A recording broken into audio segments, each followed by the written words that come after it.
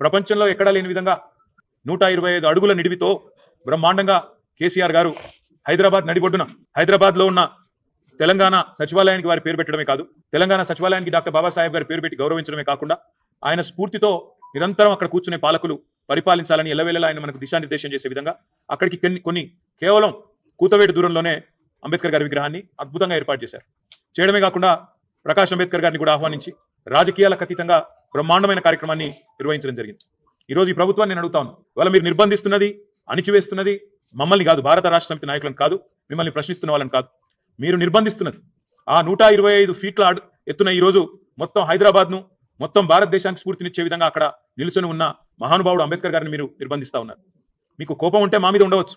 కేసీఆర్ గారి మీద ఉండవచ్చు, భారత రాష్ట్ర సమితి మీద ఉండొచ్చు, మా మీద అక్కసు ఉండొచ్చు. కానీ ఆ అక్కసును ఒక మహానుభావుడు ఏప్రిల్ 14 వారి జయంతి, డిసెంబర్ 6 అంబేద్కర్ గారి వర్ధంతి, మధ్యలో రాజ్యాంగ దినోత్సవం